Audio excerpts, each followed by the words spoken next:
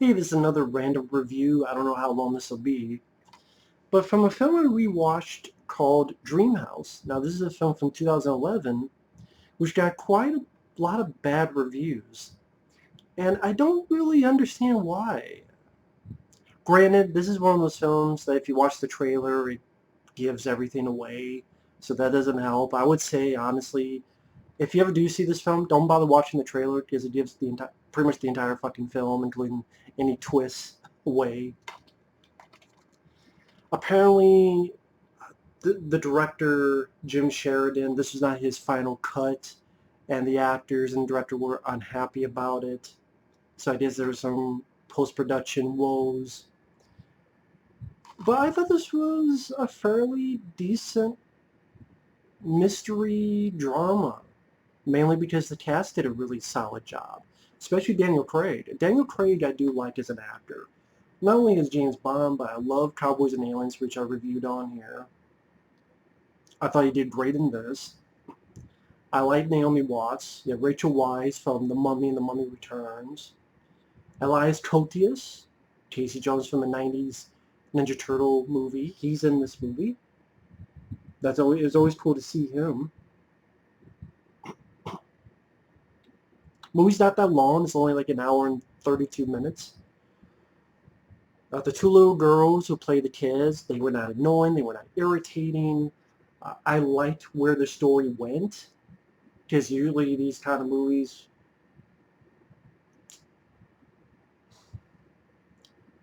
the thing with a movie is that, granted, you want to be surprised the first time you watch it. You don't want it to become predictable. But what makes a film work is its rewatchability. And for me, whether you think it's predictable or not, I enjoy the story that is told within the film. I enjoyed the direction it went with it. And I thought the cast and the ending was satisfying. And I enjoyed the characters in the film. I felt sorry for Daniel Craig's character. I think that was a big part of the reason I enjoyed the film. I liked his performance, really felt sorry for this character and what he was going through. Now, the best way, in a weird way, God, I don't know if that would spoil it either. I don't know how to review this film without spoiling, so I gotta go into it right now. Because either most people are not going to give a shit, or that I don't give a shit to see the film anyway. Or if you see the trailer, it gave the whole thing away. So, starting with spoilers. To me, this is a better version of Secret Window. What I mean by that is Secret Window with Johnny Depp. That was the film I predicted, and went the way I thought it was going to be. I think the first time I saw this, I had not remembered the trailer, and it went not all in the direction I thought it was going, which made it a little bit more intriguing. And usually in a film that tries to be this mind fuck, it has a bit of a downer ending, or depressing ending, or a sad ending, or the person is a killer. That happens a lot. The person's a killer, or the person is dead. I didn't go in any of that route, which I appreciated. And the reason I mentioned Secret Window is that this is an individual who, a good chunk of the film, you think it's one reality, but you realize that's altered because the person, our main protagonist, is not all there. But again, I thought the way it handled in this was much better than it was in Secret Window, which I like Johnny Depp's performance, but the whole film I thought was lame, predictable, shitty movie, to be blunt. But with this film, you have Daniel Craig. We follow him along. He's an editor who quits his job. His name is Will, and he wants to spend time with his family, which is Rachel Weisz, his wife, and his two little girls. I thought the family was likable. They have good chemistry with each other. Daniel Craig seemed like a good father. He had nice rapport with his wife, Rachel Weisz's character. Again, the two girls, I think they were sisters in real life. It felt natural. It didn't feel contrived. It didn't feel like, oh, this person's an asshole. This person is unlikable. No, it was a family unit that was easy to be with. It wasn't going to the fucking dentist. And then strange things start happening. The little girls see a man in the woods or a man in the window of their home. There's these teens in the basement doing this ritual, and they said, oh, this is where a family died, and the father killed people. And I'm sure, even without me saying anything, and without seeing the trailer, I'm sure there are people who could predict the plot. Or, like, predict...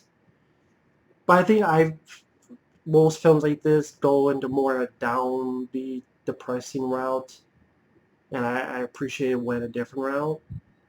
Maybe that's the sucker in me for enjoying that kind of storytelling more on a personal note.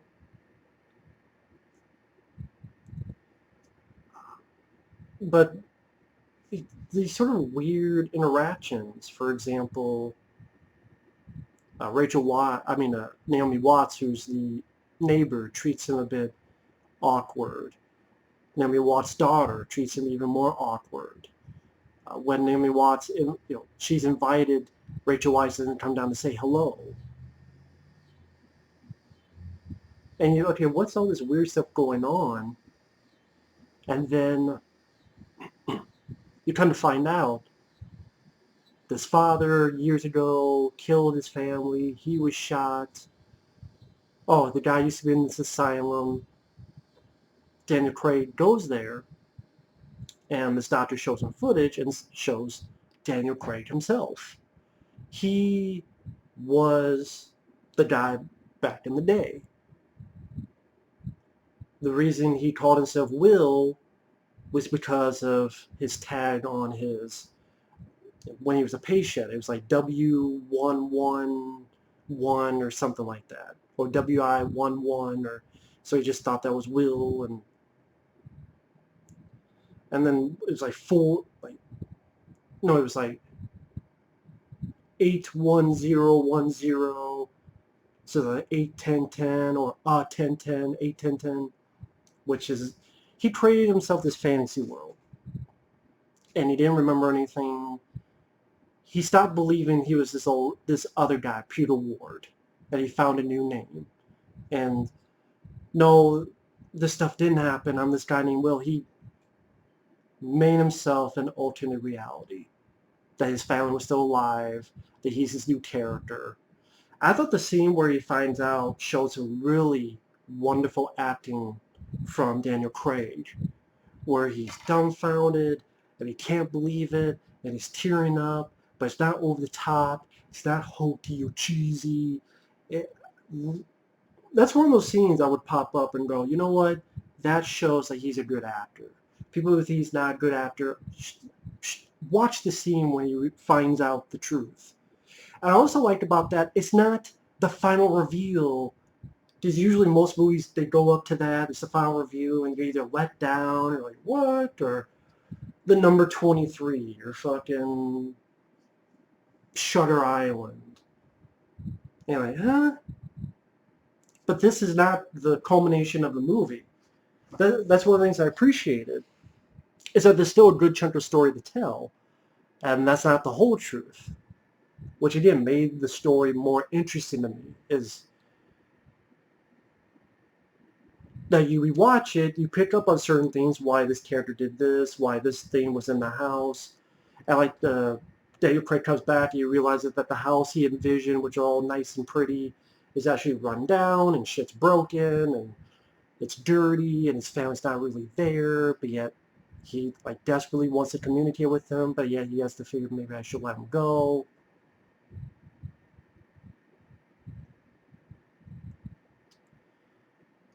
And really sad scene where in his mind his family dies, and that's sort of where his dream begins to die. This dream house that he's envisioned himself. And it's like, okay, he has to let him go. And he's getting to know the real situation. And Naomi Watts, she's real. She explains what happened, that there was gunshots, the wife and two kids died, he was shot by his own wife, and even Daniel Craig doesn't know, did I kill him? Like, did I do it? I can't remember if I did it. And Naomi Watts' daughter, there's a nice moment where she goes up to him and says, you really see them? You really see your daughters? He's like, yeah. And she asks, can you tell him I miss them? He's like, sure. And then the other twist, which I think this was the thing I didn't see coming because it's not the usual in this kind of film. This is the twist when I first saw him, I'm like, oh, okay. Weisz Koteas, who we saw a few times earlier in the film. In fact, in one of the first scenes of the movie, we see him. You find out he killed Daniel Craig's family. And he did it because this guy, who was the ex of Naomi Watts, hired Weisz Koteas, but Elias went to the wrong house. And like the ex wanted to kill Naomi Watts because didn't want him to take away his daughter from him, and he hated her. But the intruder, Weisz Koteas, went to the wrong house. And then he remembers all that happened. He was fighting with Weisz Koteas. The wife, Rachel Weisz, tried to shoot and accidentally hit Daniel Craig. And this is, I'm sure this is where critics hated the film. They're like, what? And to me, I'm like, I liked it. I like that's where the story went. And then you get a little bit of action where Dan Craig gets knocked out, Naomi Watts is tied up, but then he's fighting the bad guy and he saves the girl and the bad guy gets burned.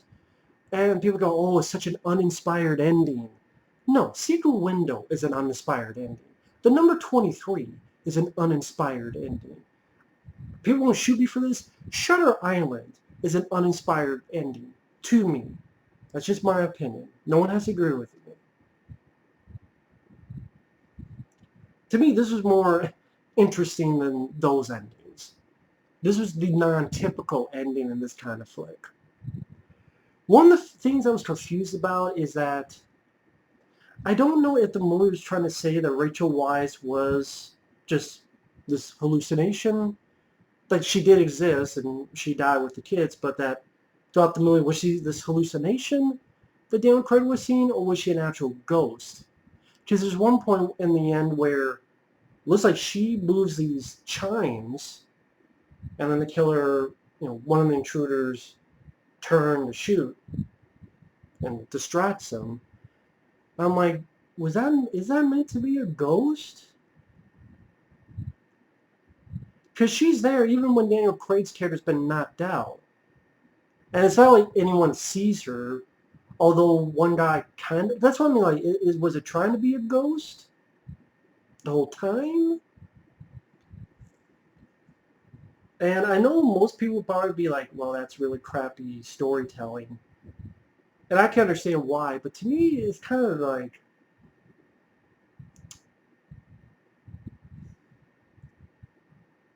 It might be interesting. Because I know that was one of the things when people saw the trailer, they thought it would be much more of a supernatural movie. And then when you see the movie, it's more of a psychological movie.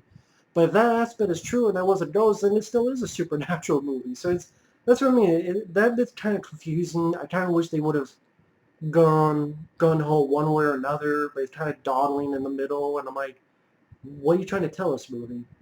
So it was a little bit confusing.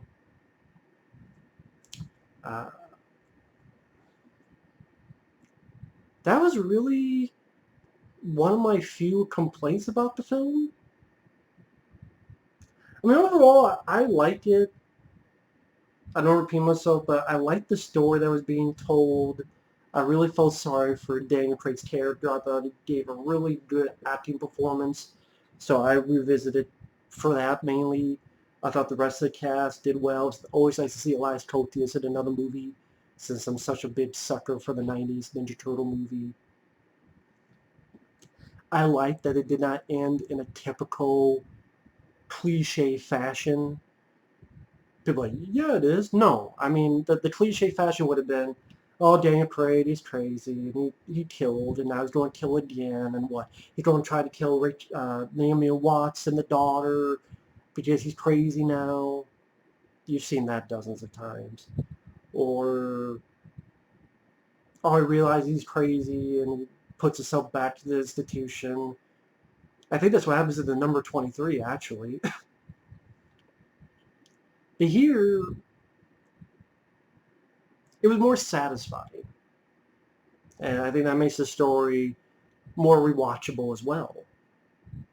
Because people forget that the ending to a film is one of the most important parts of a movie. That's why a lot of reviews I talk a lot about the ending, because there's so many films, in my opinion, that can do fairly well, but then the ending, they shit the bed, they go in a direction you don't care for. It's like, nah, that's not the way I would have done it, or that wasn't the right decision, or it was a bad call, or I guess I just don't understand why the critics hated this so much. I didn't see anything in this film that deserved being despised over. Again, I liked the little mystery that was happening. The Like I said, the cast did a good job. In particular, Daniel Craig. The direction was competent. I didn't see anything bad in the direction of the sequences. I didn't think it was a bad-looking film. Maybe people complain about the logic of the story, but I was fine with it. I was along for the ride.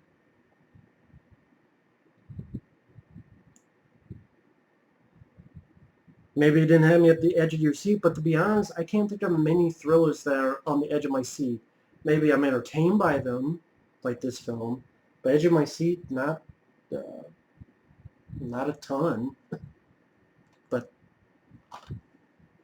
I would call this more of a psychological drama with a little bit of thriller aspects. But